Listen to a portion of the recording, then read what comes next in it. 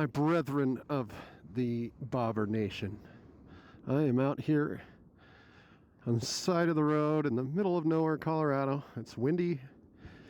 It's cold. What am I doing out here? Hopefully you can see this. I'm at 1,897 miles. And that number may not mean much to you,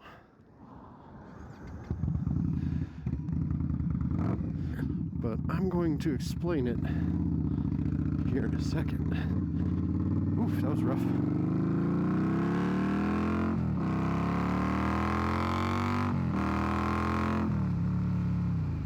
So 1897. That is the year that Hendy Manufacturing Company began. You may never have heard of this company because they made bicycles over 120 years ago.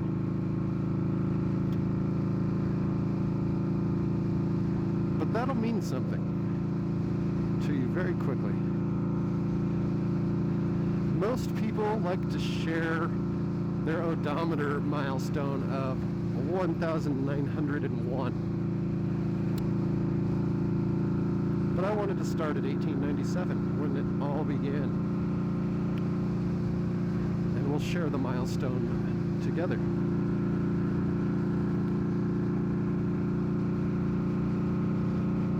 So 1901, Hendy Manufacturing Company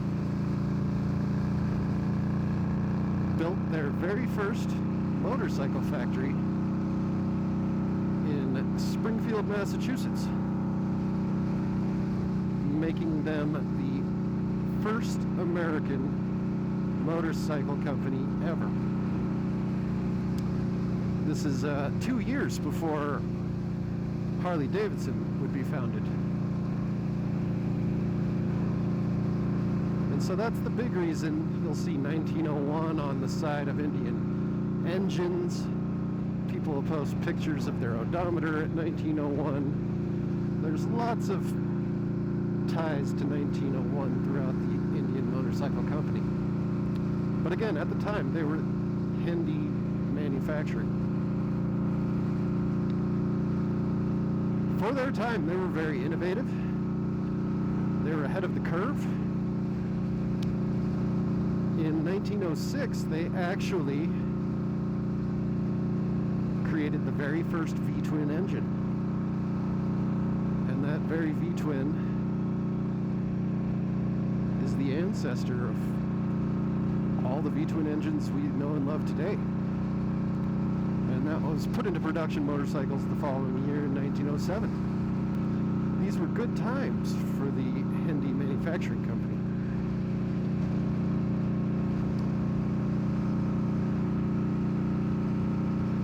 We're going to wait for it here. Boom! 1901. There we go. My bike has now reached the milestone of its ancestral heritage. So Hendy Manufacturing was doing lots of cool things back in those days, doing really well for themselves, building motorcycles and such. But then the United States was drawn into a world war. This was around 1917. And the Hendy Manufacturing Company, being the all-American company that they were, pitched in for that war effort. They all but halted their retail production and focused the majority of their efforts and resources to providing motorcycles to the United States Army. That's the United States Army, if you couldn't understand that.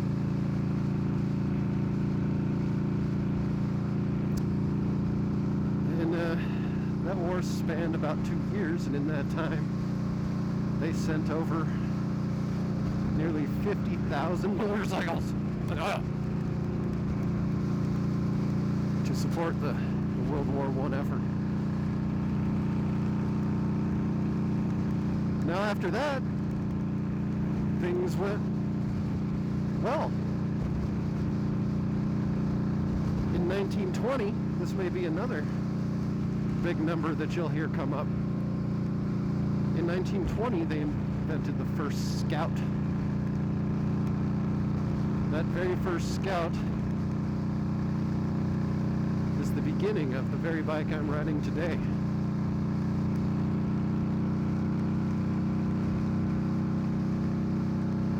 Now that 1920 reference goes through a lot of the Indian brand.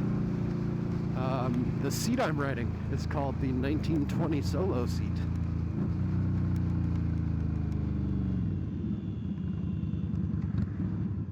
There's a 1920 headlight fairing, I believe. There's an entire model. The Indian Scout Bobber 20, which was produced first time in 2020 as a 100-year tribute to the original Scout.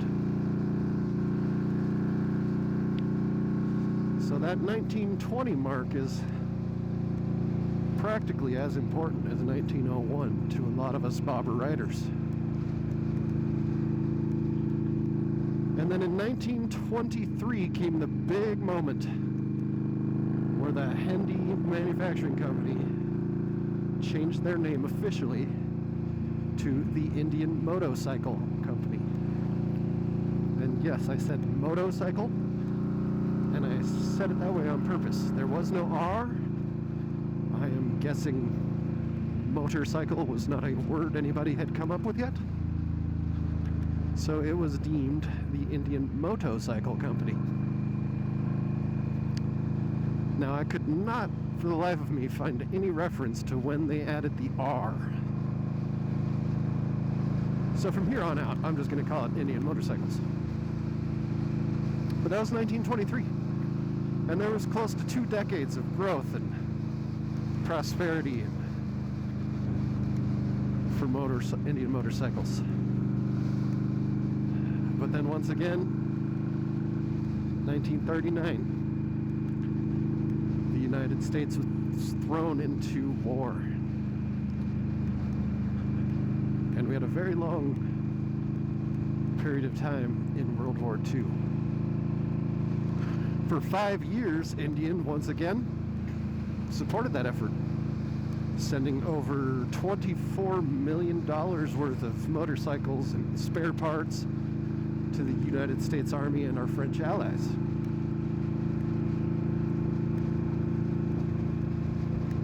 After the war, Indian Motorcycles was not doing so well. There was lots of changes in ownership and leadership.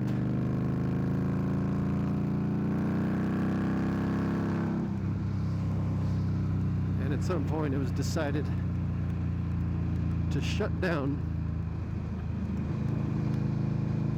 all manufacturing in the United States. There was a couple different owners that attempted to import some British motorcycles and rebrand them and sell them in the United States as Indian motorcycles, but it was to no avail. It didn't work out. Indian motorcycles floundered and continued switching hands of ownership for many decades.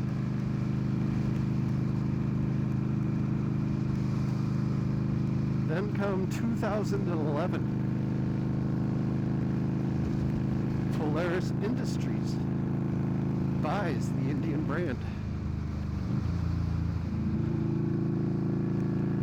Their goal was to revive Indian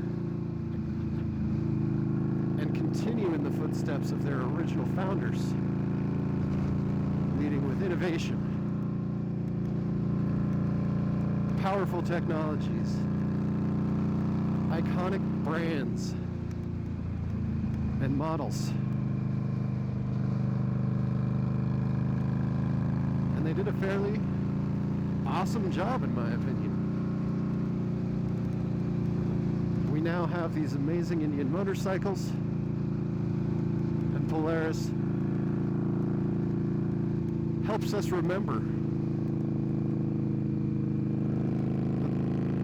the pretty awesome heritage of American Indian motorcycles.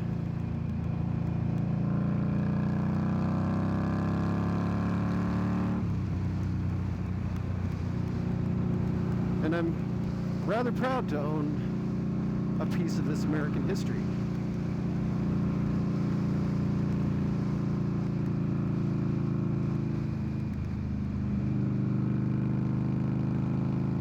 And I hope you enjoyed your small lesson in Indian history today. But until next time, this is Jimbobbington reminding you, don't be a skid mark. We'll see you next time.